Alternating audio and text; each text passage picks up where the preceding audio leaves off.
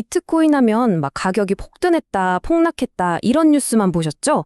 근데 오늘은요, 그런 헤드라인 너머에 있는 진짜 이야기를 해보려고 합니다.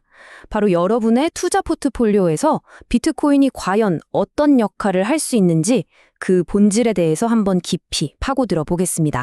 자, 보세요.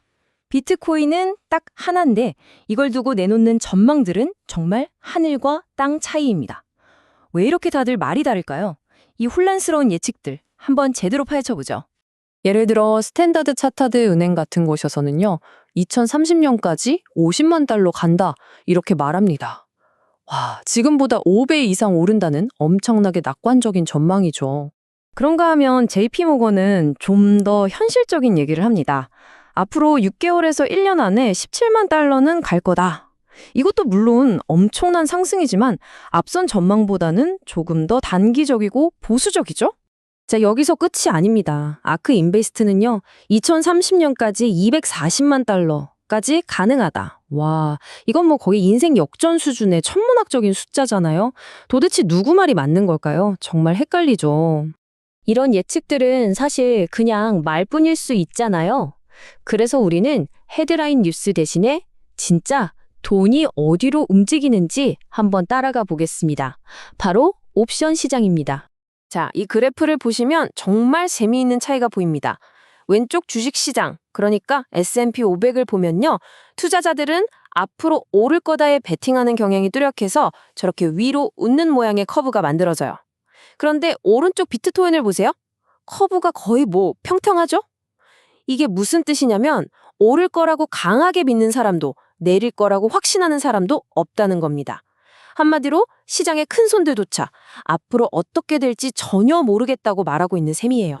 그러니까 시장이 우리에게 던지는 메시지는 아주 명확합니다. 비트코인 가격을 맞추려고 애쓰는 건 정말 의미 없는 게임이라는 거죠.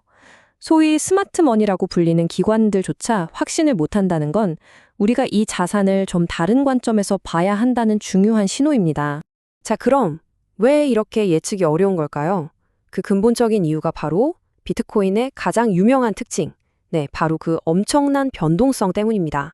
보통 변동성이 크다고 하면 위험하다, 단점이다 이렇게 생각하잖아요? 그런데 비트코인에게 이 변동성은요, 단점이 아니라 그냥 원래 그런 겁니다. 때려야 뗄 수 없는 본질적인 특징이라는 거죠. 이 비트코인 롤러코스터를 한번 타볼까요? 자, 여러분이 100달러를 투자했다고 칩시다. 운 좋게 가격이 600%나 뛰어서 600달러가 됐어요. 와, 대박이죠? 그런데 갑자기 80%가 폭락합니다. 그럼 480달러를 잃게 되죠. 그럼 남는 돈은 120달러입니다. 보세요.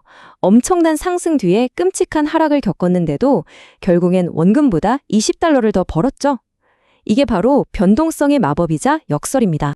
그러니까 여기서 중요한 건 이 롤러코스터를 무서워하고 피하려고만 할 게 아니라는 겁니다. 대신 이게 비트코인이구나 하고 이해하고 과연 내 투자 스타일에 이 롤러코스터가 맞을까를 결정하는 게 훨씬 중요하죠. 이렇게 매일매일의 가격은 정말 예측이 불가능한데요. 혹시 좀 더 큰 그림에서 보면 어떤 패턴이 있지 않을까요? 정답은 네, 있습니다. 입니다. 아주 중요한 패턴이 있죠. 바로 비트코인 코드 자체에 새겨진 예측 가능한 스케줄 덕분입니다. 그게 바로 반감기라는 건데요. 이름 그대로 약 4년마다 비트코인이 새로 체결되는 보상이 절반으로 반감되는 이벤트입니다. 이게 왜 중요하냐면요. 시장에 새로 풀리는 비트코인의 양이 딱 절반으로 줄어드니까 공급에 인유적이고 예측 가능한 충격을 주는 거죠. 실제로 과거 데이터를 보면요. 2016년 그리고 2020년 반감기 이후에 엄청난 상승장이 찾아왔습니다. 그리고 올해 2024년에도 반감기가 있었죠. 그래서 지금 시장은 과연 역사가 반복될 것인가 하고 모두가 숨죽여 지켜보고 있는 겁니다. 이런 식으로 명확한 호황과 불황의 사이트를 만들어 왔어요. 자, 그런데 이 반감기, 즉 공급 측면의 이야기는 전체 그림의 딱 절반입니다. 나머지 절반, 어쩌면 더 중요한 진짜 동력은 따로 있습니다. 그건 바로 기술적인 코드가 아니라 현실 세계에서 비트코인을 받아들이는 사람들, 즉 채택이 늘어나고 있다는 사실입니다. 누가 비트코인을 가지고 있나 한번 볼까요? 그거 그냥 데이터 쪼가리 아니냐, 가치가 0이다 이런 말도 많지만 현실은 다릅니다. 물론 아직은 개인이 가장 많지만 ETF를 통해 들어온 기관 자금도 상당하고요. 심지어 기업이나 정부 관련 펀드까지 점점 더 다양한 주체들이 비트코인을 보유하고 있다는 걸 알 수 있습니다. 특히 기업들의 움직임이 심상치 않아요. 이 그래프를 보세요. 2019년에는 대차대조표에 비트코인을 올린 상장사가 거의 없었죠? 그런데 지금은 130개가 넘습니다. 불과 몇 년 만에 말 그대로 폭발적으로 늘어난 겁니다. 그럼 왜 이렇게 갑자기 다들 비트코인에 관심을 갖게 된 걸까요? 몇 가지 이유가 있습니다. 첫째, 미국 정부가 블록체인 기반의 스테이블 코인을 사실상 지지하면서 전체 생태계에 긍정적인 신호를 줬고요. 둘째, ETF 같은 제도권 상품이 나오면서 기관들이 투자하기 훨씬 쉽고 안전해졌습니다. 마지막으로 마이크로 스트래티지 같은 회사들이 회사 돈을 비트코인에 넣어두는 게 더 나을 수도 있겠구나 하는 새로운 전략을 보여준 거죠. 자, 그럼 이 모든 이야기들이 우리 같은 개인 투자자들에게는 대체 무슨 의미일까요? 어쩌면 비트코인의 가장 강력한 가치는 얼마까지 오를까 하는 가격 예측에 있는 게 아닐지도 모릅니다. 우리가 투자 포트폴리오를 짤 때 가장 기본이 되는 원칙이 있죠. 바로 계란을 한 바구니에 담지 말라는 겁니다. 다시 말해 서로 다른 방향으로 움직이는 자산들을 섞어서 위험을 분산시키는 거죠.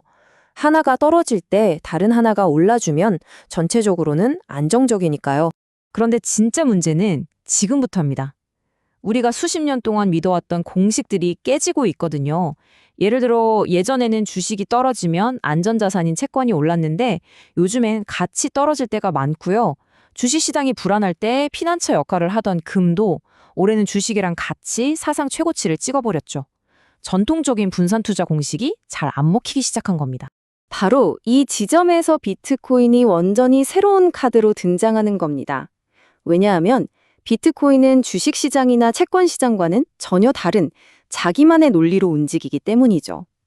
S&P 500과의 상관관계가 낮다는 건 기존 자산들이 모두 하락할 때 비트코인만은 다른 길을 갈 수 있다는 의미입니다.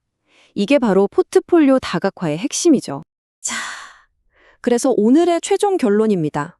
비트코인을 볼 때 이제 이걸로 대박 나야지 하는 생각에서 조금 벗어날 필요가 있다는 겁니다. 그 대신 내 전체 포트폴리오의 안정성을 높여주는 기존 자산과 다른 움직임을 보이는 보험 같은 자산으로 바라보는 관점의 전환이 필요합니다.